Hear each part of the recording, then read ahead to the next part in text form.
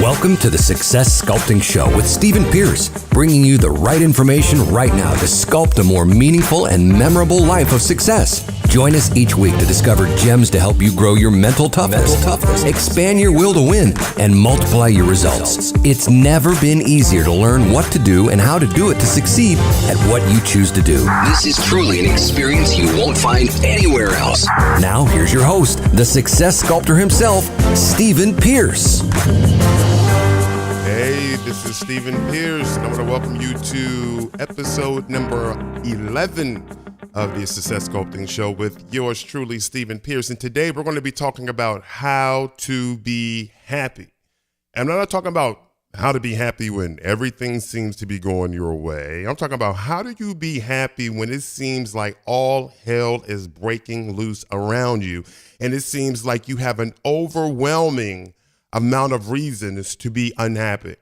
So listen, if you're unhappy, listen up. If you know somebody that seems to be battling unhappiness, make sure they get this audio. Make sure that they listen to today's episode.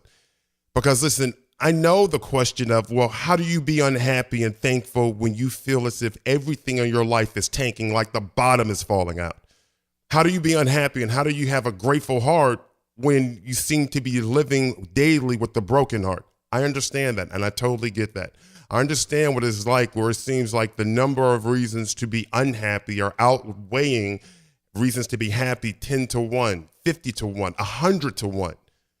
So this is a very, very important show that we're going to have here today, okay? By the way, we just released something really exciting for you. It's called the Success Insider, the Sculpting Insider. If you want to find out more about that, you can go to successsculpting.com/insider. That's successsculpting.com/insider.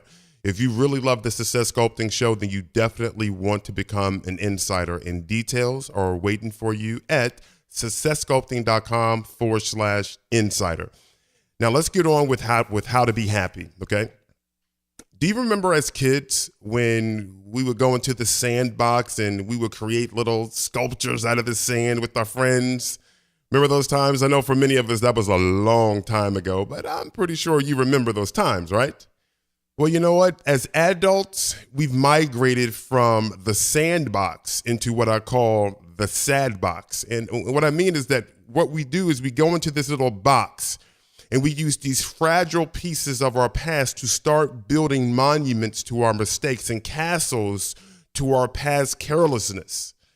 And we're constantly remembering all those different things that didn't work out. You know what? That keeps us held down in unhappiness. And if there's anything that can drain your energy, that can sap you of pure energy, it's unhappiness.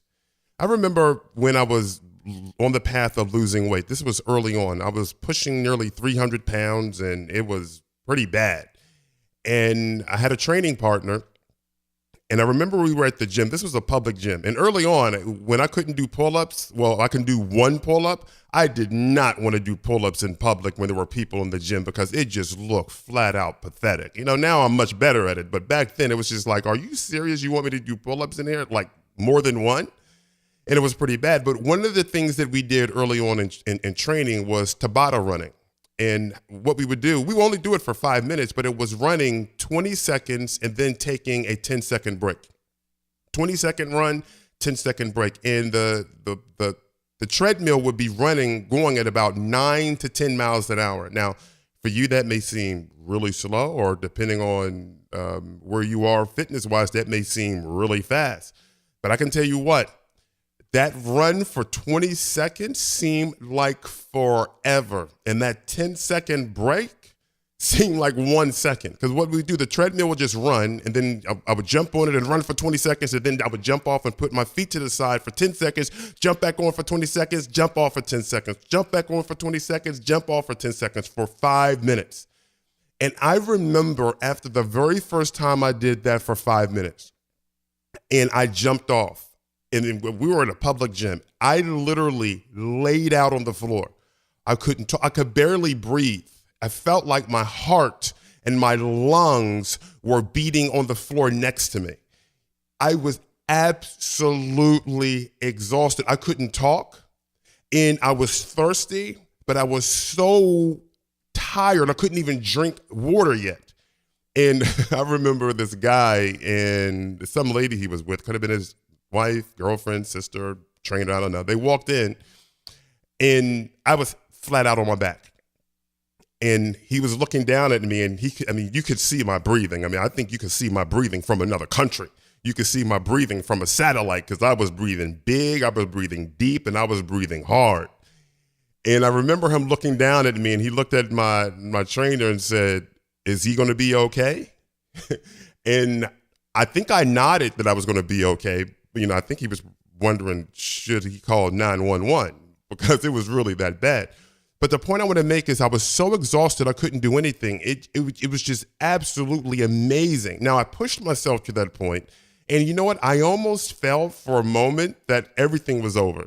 In my quest to be fit, I basically worked myself out literally to death, and that's how bad it was. That's how out of shape I was, but how much I pushed myself. Now, I'm telling you all this to make a point. Unhappiness is exhausting. It saps you of your productive focus and of your energy. And just as I was laying there flat out on my back, not able to think, not able to really breathe, gasping for air, thirsty, dehydrated, but so tired I couldn't even drink. That's the impact that unhappiness can have on our lives. It can sap us of all of our energy. It saps us of our ability to focus productively. It saps us of our ability to even do anything that can bring life back to us, like drink water. And that's one of the reasons why we want to take care of it, because if we continue to live a life of unhappiness, it will tear apart everything that's good. It will rip us apart from every possibility that sits in front of us, and it blinds us to the opportunities for happiness and everything else. So that's why it's important that we deal with this. Now, another thing about happiness or unhappiness is its level of codependency. Now, here's what I mean by that.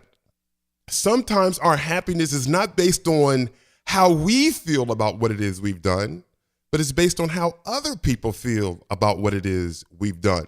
So those knobs that can turn up or turn down our happiness is under someone else's control. You see, sometimes we're not the cause of our own happiness. Now, we really are, but we give that power away to somebody else. So what happens is we are the effect of happiness, because we wait for others to give us their approval for us to be happy. We wait for their stamp of approval, their stamp of acceptance, and their stamp of appreciation. I want you to think for a minute. Just think about the extent of unhappiness one can have if it was only based on other people's showing of appreciation for what it is we've done, or their acknowledgement of what it is we've done. See, you can do something. Now, listen, you don't have to have lived a long, long life to have had this experience. You've done something for somebody and you feel really good about it, but they don't show an appreciation for it. And sometimes they show no acknowledgement for it. And what does that do for how we feel about what it is we've done?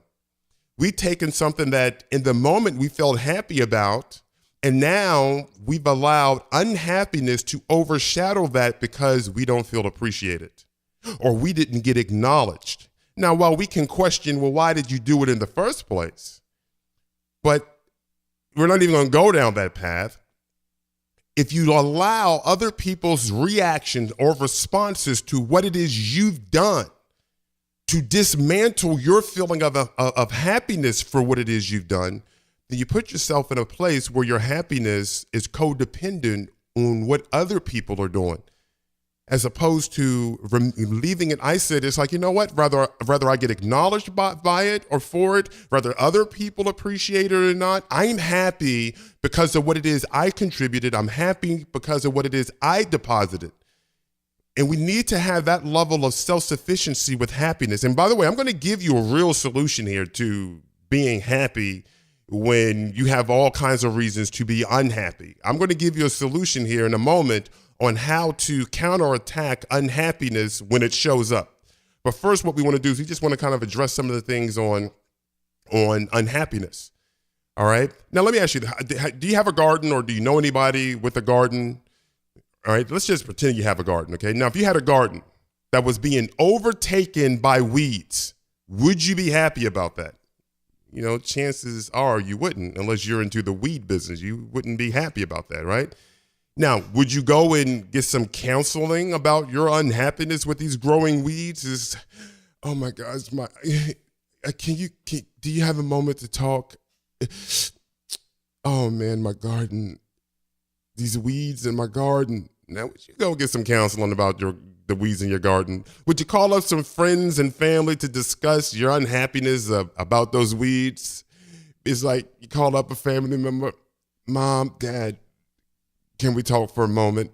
Oh, these weeds in my garden. Would you do that? Or would you go and seek some medication to numb the pain of unhappiness you feel about those weeds in your garden? Going up to the counter of the pharmacy, talking about, what do you have that can legally numb the pain of the unhappiness one feels when they look at their beautiful garden as being overtaken and overrun by these unwanted weeds? Do you do that? Absolutely not. Now, you and I both know that's ridiculous, right?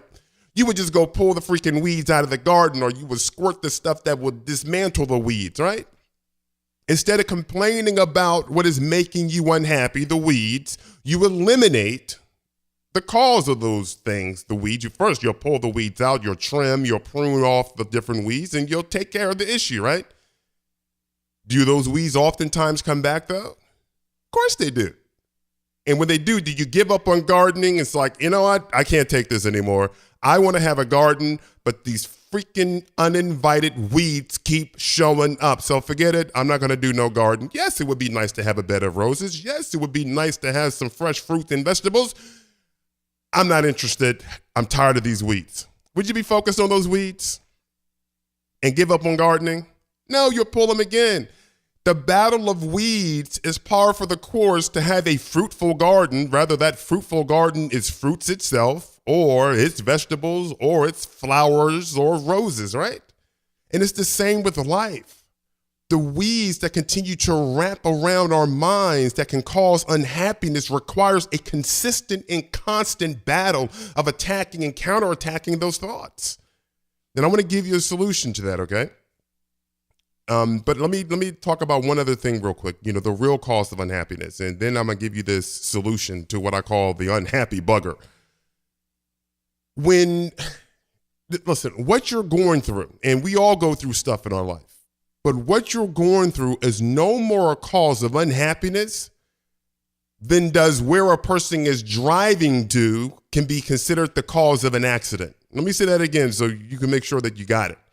What you're going through is no more a cause of unhappiness than does what or where a person is driving to can be considered the cause of an accident. It's like, oh my gosh, they got into an accident. Only if they weren't going to the store, or only if they weren't going to that family member's house or that friend's house. No, it's not where you're driving to that causes the accident. It's what you're paying attention to or not while you're going there. And sometimes you can be paying attention and you're in an accident because of something or somebody else, right? Now, let's just say that we're the cause of the accident. Is what we're paying attention to.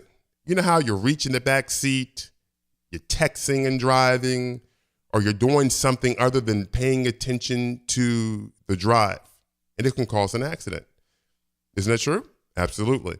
See, it's what we're paying attention to when we're going through things that determines what the emotional price is that we're going to ultimately pay at any given moment. It's not the fight that we're in, it's what we're paying attention to in the fight. It's not what's pressing us, it's what we're paying attention to in the pressing moments. So how do we handle this? Because let me show you, and you're going to know this pattern and how it shows up. But I want to give you a real solution. And I know it's a real solution because it's a solution that's worked for me continuously. So hopefully you'll get some value from it. You know that unhappy bugger right? The unhappy bugger is the thing that constantly comes on your show to talk about, you should really be unhappy about, and then you can fill in the blank.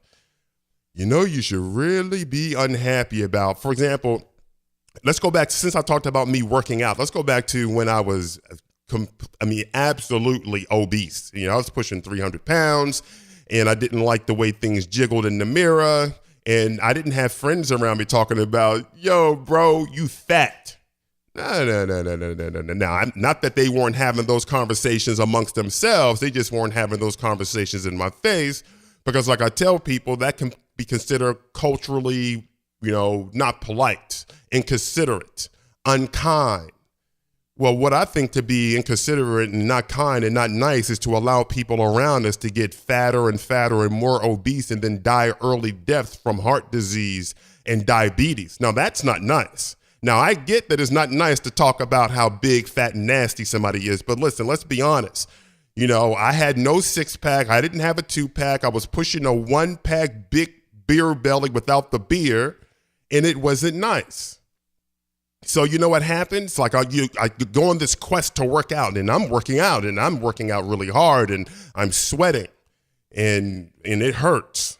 And then, not too long thereafter, after a couple of weeks, you go look in the mirror and things are still jiggling the way they were jiggling 2 weeks before you started your workout program.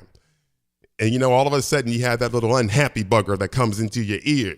You should really be unhappy about the pain you feel while you're still looking at that fat jiggle. You should really be unhappy about your progress. You should really be unhappy about the fact that you're still fat. Right? Well, that happens a lot.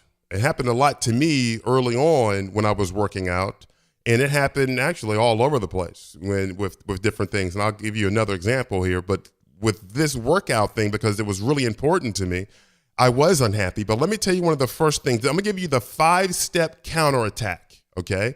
Because here's the thing, you're under attack. Your mind is under attack. Your emotions are under attack. Your identity is under attack. Your confidence is under attack. Your vision for your future is under attack. You're under attack. The moment this unhappy bugger shows up, you're under attack. And it shows up with a very simple whisper in your ear that says, you should be unhappy about. It can be, you should be unhappy about what they said to you. You should be unhappy about this. You should be unhappy about that. And in this case with me, you should be unhappy about where you are with your weight loss. And I believe the first thing to do in your counterattack is don't fight it. So step one is acknowledge that you're unhappy about something. So my response would be, I am unhappy about my progress. And that's being honest, and that's not getting into this wrestling match with the unhappy bugger. So you don't fight it. That's the first thing. Don't fight it. Just acknowledge what unhappiness you have. So step one is, you know what? I am unhappy about that. But step two is we counter it. And we say, but what I am happy about is I've been consistently working out for 2 weeks. Right? Are you following me? So what happens is we're attacked with something to be unhappy about. And our first step is to not fight it. We don't fight it. We basically go with it and be like, you know what, you're right. I am unhappy about that. And let me tell you what we do. We disarm the unhappy bugger so it doesn't bring us down. It's like, you know what, I am unhappy about my progress with my weight loss.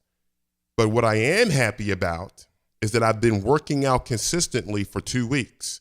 So now we just countered it. We countered it. Now, and the third thing we do is we stack it. By stacking it, we say, what I'm also happy about is I've lost 5 pounds. Are you following me here? So, hey, I'm not sporting at that time a 6-pack abs that, that I want to stare at consistently, that makes you want to go around shirtless in the winter, right? But we're making progress. So the first step, remember, is don't fight it, acknowledge it. Acknowledge what it is you're unhappy about. But what we do is we quickly disarm it because we counter it with something that we are happy about. So yes, I am unhappy about about where I am with my weight loss. But what I am happy about is I've been working out consistently for 2 weeks. So now I just countered that unhappy thought. Okay. Now we go to the third step, which is to stack it, which is what I'm also happy about is, I've lost 5 pounds of this 50 pounds that I'm looking to lose, right? And then the fourth step is to crush it. And we talk about what excites us about that, okay? So in this case with me is what excites me about that is that I've lost 10% of my weight loss goal. I've lost 5 pounds of the 50 pounds. That's what excites me. I'm acknowledging the progress.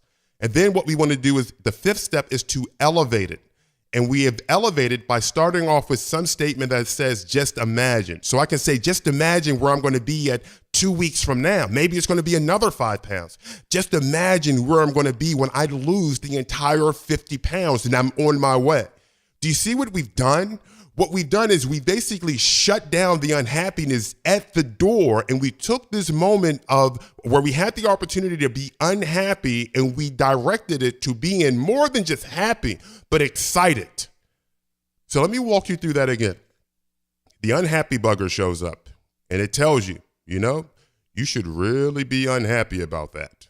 Right? You should really be unhappy about whatever it is. In my case, when I was looking to lose weight, which by the way, I was pushing 300 sloppy pounds, and through battling the unhappiness of the progress, I continued to press forward and I got myself to 218 pounds and 9% body fat. And that's before my body fat prior to that was off the charts.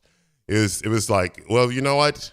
And let's just say you're fat, forget, it's the thing where it's like, we don't even need to measure body fat percentages right now. Let's just start losing some weight and getting our body fat down. That's how bad it was, right? So it's like, you should really be unhappy about how your belt buckle disappears with your gut when you put your pants on. You should really be unhappy with how those love handles look like wings and they flap in the air when you move. There's always something, you should really be unhappy with how they spoke to you. You should really be unhappy with what they said about you. This is what I mean about the unhappy bugger. It won't go away. That unhappy bugger is always there poking and prying into your life, trying to give you something to be unhappy about. And if we don't have a countermeasure, then the insurgency of unhappiness that starts to take place in our life will overtake us. So it's kind of like a counterinsurgent type of thing where we're counterattacking, knowing that the unhappy bugger is going to constantly show up and it's going to always find another angle to try to attack us to keep us unhappy. So we need to have something in play to counterattack this unhappy bugger every time he or she shows up, if you want to kind of give it some type of male or female sex. Okay, so the 5 steps is 1, we don't fight it. That's step 1. 2, we counter it. 3, we stack it. 4, we crush it. And then 5, we elevate it. And then again, if you want to see this, I put this on the show notes. So you can just go over to successsculptingshow.com. Go to successsculptingshow.com, and this will be on the show notes for today's episode. All right, so remember, when the unhappy bugger shows up and says, you should really be unhappy about whatever, you can acknowledge it. We don't fight it. We acknowledge it and say, I am unhappy about that or whatever that is. And then we go to step 2. But what I'm happy about is, that's us countering it. And then step 3 is we stack it by saying, what I'm also happy about is, so now we have a 2-to-1 where we were unhappy about one thing. We countered it with, well, this is what I'm happy about. And then we stacked it by saying, I'm also happy about such and such. And then we crushed that unhappiness by saying, what excites me about this? And we're talking about what excites us about the 2 things we're happy about. And then we elevated, talking about, now just imagine, right? For example, early on when I got into public speaking, I had no idea how to speak. I wasn't really good at it at all. And I would go and speak at events where I was required to sell something. And that's how I would make money. I would put together programs and I would sell the programs. And, you had to pay for your own flights, your own hotels, all of that stuff, your own food. And the only way you eat and recover your costs is you had to be good at selling something. And that's how the promoters made their money. They would have multiple speakers there and they would sell stuff. Well, you know what? I was not good at it. In fact, I remember the very first event that I was invited to speak at. This is how bad I was. It was Willie Crawford, great guy, amazing guy. He invited me to speak in Florida. And because I had no idea what I was doing, I went to sell a $47 ebook called The Whole Truth, right? And it didn't turn out too well. And Willie was very, very kind about it. But I was learning. And then, I guess I did okay. And I got invited by Armin to speak at the big seminar. And when he had the big seminars running, and I still wasn't really good at this thing. And it was really sad because I would see other speakers go and they would sell stuff and they would make money. And you know what? That unhappy bugger would say, you should really be unhappy about coming out here spending all this money on travel, hotel, and food, and you didn't sell anything. You should really be unhappy that nobody told you what it is you should be putting together to sell. That's the unhappy bugger trying to get you to play the blame game, by the way, because the unhappy bugger will try to get you to be not responsible or accountable, and will also try to get you to blame other people. And early on, that's what would happen. So I would get invitations to speak, and I would continue to speak. And believe it or not, for like a year and a half, I believe it was, year and a half, I would go around and I would speak, and I was constantly losing the money because I wasn't really good at it. And that unhappy bugger would constantly step in and talk about, you know what, you should really be unhappy about this. But you know what, I didn't buy into that because I was like, you know what, I am unhappy about the fact that I didn't do well. I am unhappy about the fact that I don't really know what I'm doing. But what I am happy about is the opportunity, right? And what I'm also happy about is that I am getting better at this every time I go out. And what excites me about this is that these promoters continue to want me to be out there. So this is increasing the probabilities that I'm going to really, really, really get good at this. Just imagine what things can look like a year from now. Did you see what I just did? So this is how I would use this process in my life. And that's not the only place I've used it. I've used it all over the place. So unhappiness attacks, that unhappiness bugger attacks us all. The question is, do we have a way to counterattack it so we can deal with it? So what happens is every temptation to be unhappy with this simple strategy, this simple 5-step counterattack of the unhappy bugger. Now, every time you are tempted to be unhappy, you can turn it into a very powerful moment of happiness, gratitude, and great expectations, right? So, you didn't close the sale. Unhappy bugger, you should be really unhappy about not closing that sale. But you know what? But you're happy for the opportunity to be able to present the offer. And that's where you start with what you're happy about. Maybe you're married and looking to have kids or something. It's like, you didn't get pregnant and you're not getting pregnant. And that unhappy bugger should be like, you should be really unhappy about not being pregnant to have your dream family, but you can also step in and be like, you know what? Yeah, I am unhappy about the fact that, we haven't, been pregnant yet, or we haven't had a baby yet. But you'd be like, but I am happy that I'm having fun trying. With my spouse or whatever, and weight loss is a really big thing. So again, going back to that example, that unhappy bugger can come in and say, you should be really unhappy that you didn't lose those 50 pounds that you wanted to lose. It's like, well, I am unhappy about that, but I am happy that I lost 10 pounds and I only have 40 more pounds to go. That's what makes me also happy. And then you just keep moving through that process. So hopefully you can see the value of that process. And let me tell you why this is important. Because when that unhappy bugger comes in, it can destroy your focus. And let me give you 2 reasons why this is important in terms of your focus and that little unhappy bugger. Which, by the way, let me tell you something. This is where it really starts. I want you to think about your life when you think about your unhappiness about something. You don't just wake up, I'm unhappy. No, there's always this little whisper. You should be unhappy about that. At that moment, it's a critical moment. That's a defining moment. What are you going to do? Are you going to allow that unhappy bugger ride your focus like a jockey and then start to direct your focus where it wants it to go, which can be very destructive? Or are you going to come in and immediately counterattack that unhappy bugger using the 5-step counterattack that I just gave you? I propose you use the 5-step counterattack, okay? Now, let me share with you why this is important. Because when that unhappy burger comes in and controls your focus, it will breed discouragement, right? You should be unhappy about this. Now all of a sudden you're discouraged. And that discouragement breeds unhappiness, right? You're discouraged and it breeds unhappiness and ungratefulness. And then it's a downward spiral from there. However, if we take control of that unhappy bugger and we put it in balls and chains, or we just completely kick it out, what we can do is take back control of our focus and encourage ourselves. That 5-step counterattack is really about encouraging yourself. And that encouragement births happiness and it births gratefulness. Okay, so there's a couple other things you can do. I highly encourage you to make sure that 5-step counterattack for the unhappy bugger is a main part of your daily living.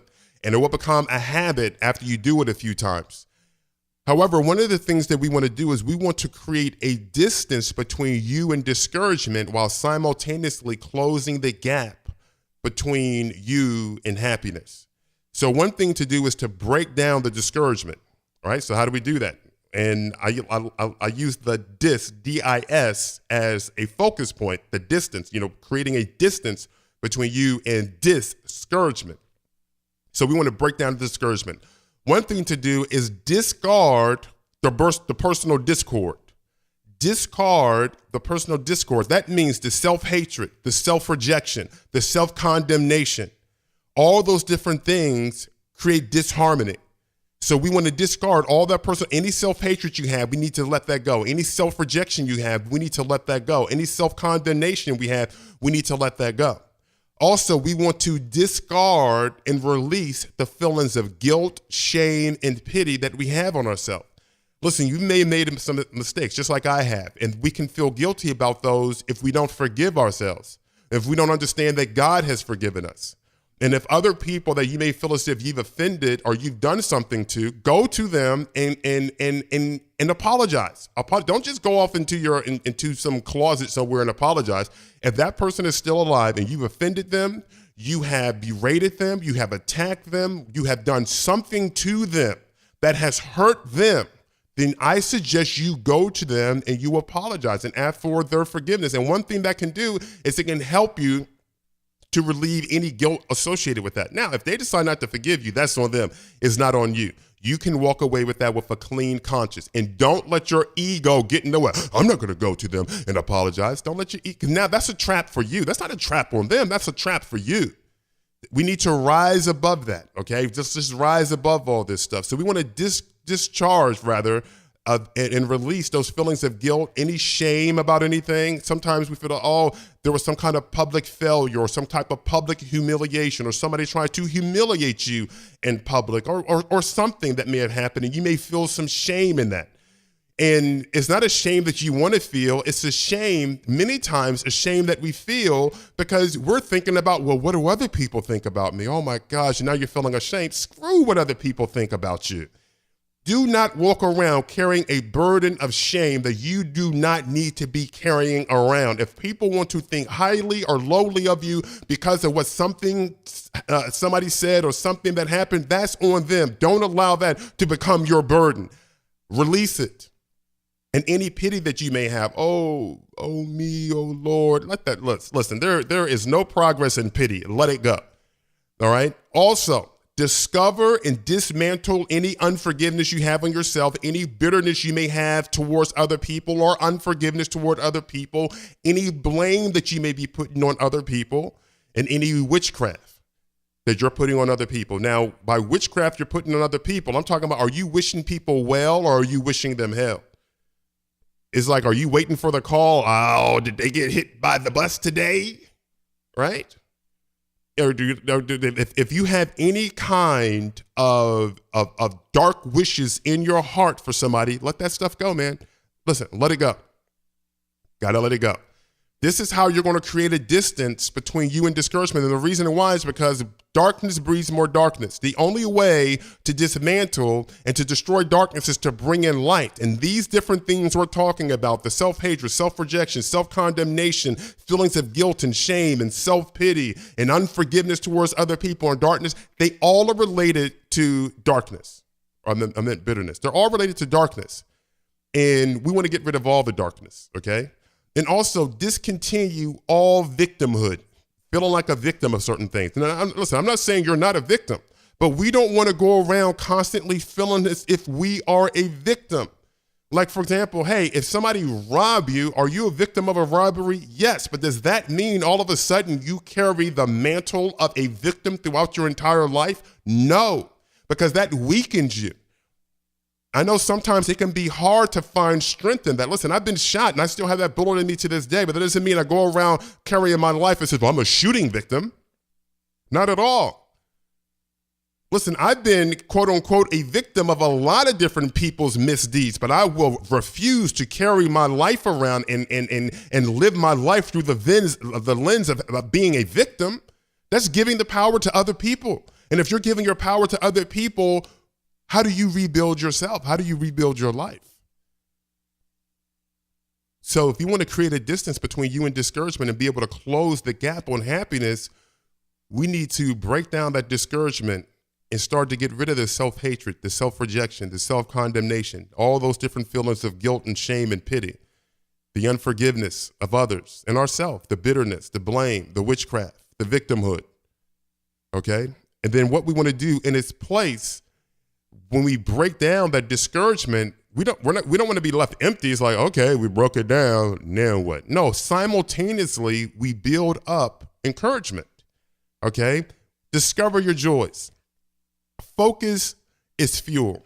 So you can experience calm and chaos and harmony in the midst of havoc if you decide to discover what gives you joy and allow that to be your focus regardless of what's going on around you. Just like what I was mentioning earlier, it's not where you're going that can cause an accident, it's what you're focusing on while you're going there.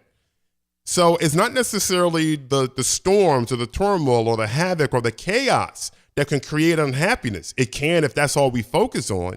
But if we're focusing on what we're going to as opposed to what we're going through, and we focus on the things that give us joy, it can help us find encouragement in those dark moments.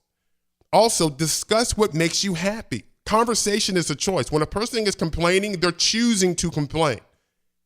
What we're having a conversation about is a choice. Somebody can bring a complaint to you. It is your choice to engage in that conversation or not. You may have a complaint that you want to take to somebody else. Now, listen, I'm not talking about, lodging logical complaints about something that can make things better.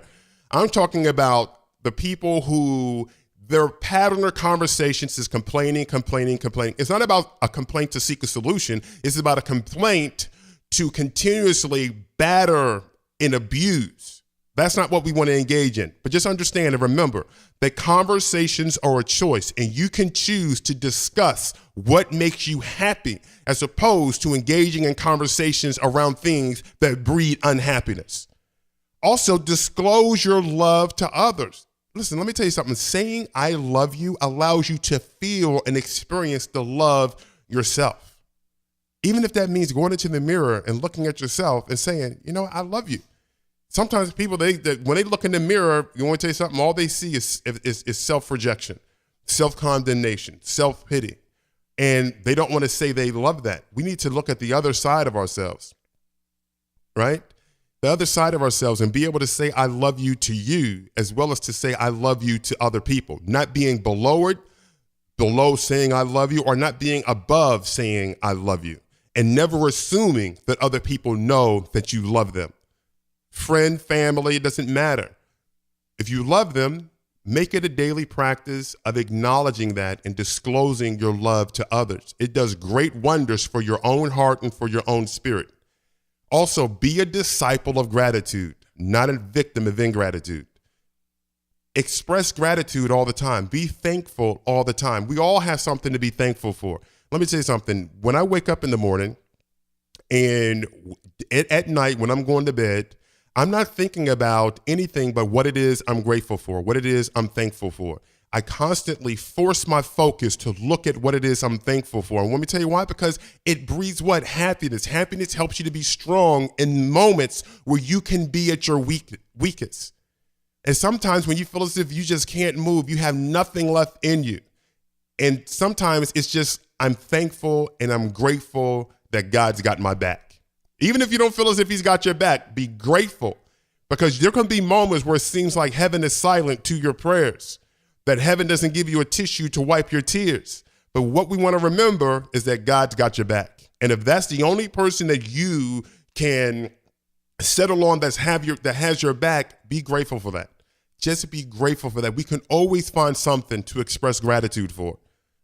And it's not about, having the feeling. You can express gratitude even if you don't have the feeling. Be thankful. Keep a record of the things that you are grateful for and thankful for, because it seems like we don't have to have a physical record of the things to be unhappy about, right? Because it seems like they just show up.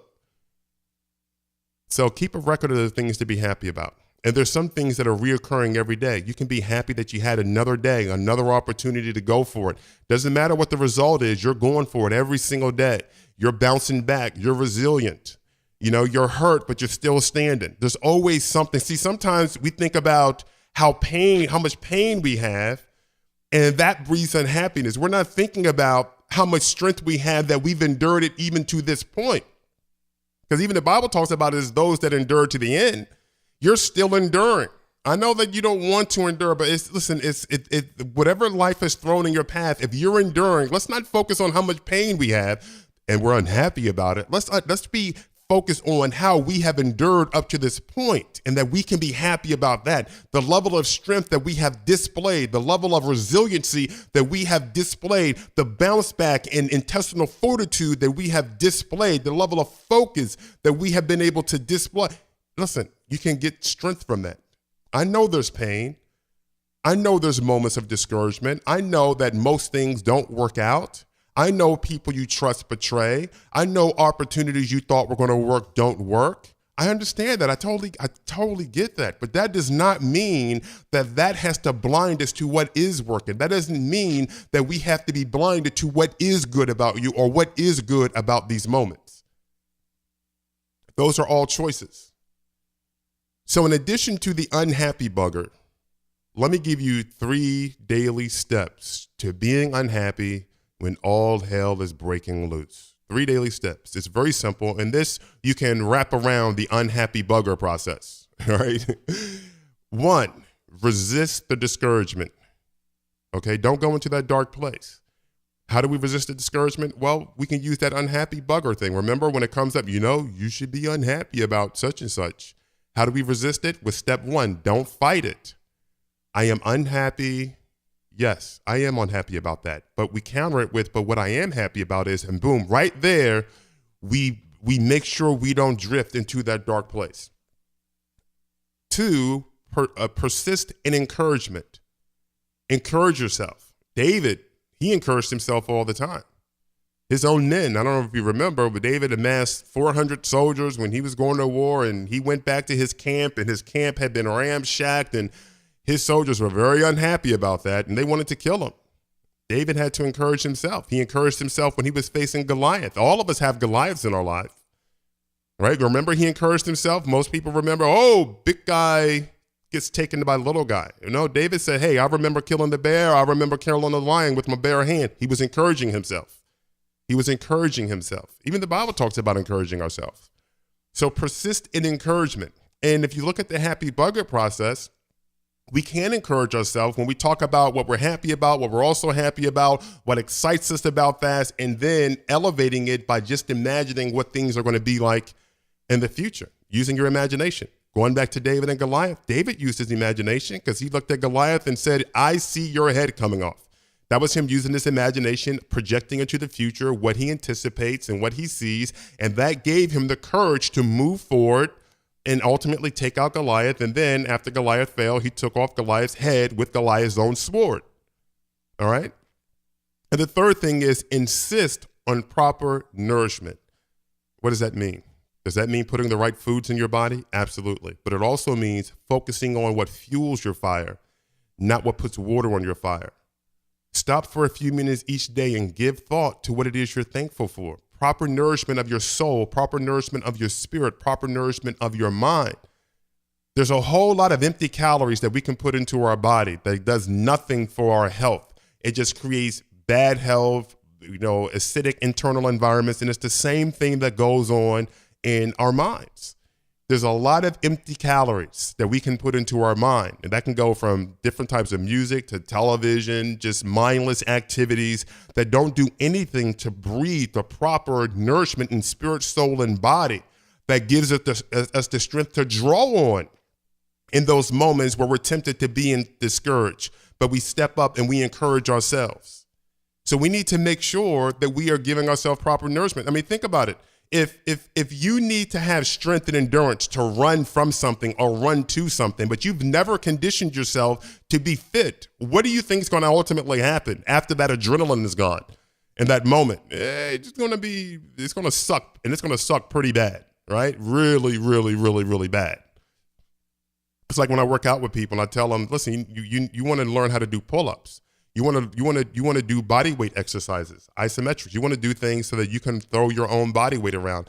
And pull-ups is one. It's like, well, I want to do some weighted pull downs. That's not really the same thing. You want to do pull-ups. It's like, what if you are, let's just say, of course this isn't going to happen, but let's just say there was some type of zombie apocalypse and you had to pull yourself up, or heck, pull somebody else up. But because you never was in the gym fit, let's just say you had to run from anything or get over something. And it required you to be able to use your own body weight, but you never conditioned yourself for that moment. And that moment came, and because you were ill prepared, you suffered the consequences. Well, guess what? If we are not properly preparing ourselves to be able to endure storms, to be able to be strong in moments that are weak, and understanding where our well of strength can come from, when those moments strike, we can feel like victims. We can fall down because we don't understand how to be strong. Listen, you don't become strong by accident. You become strong through deliberate acts. Being happy is not a random event. Being happy is a decision.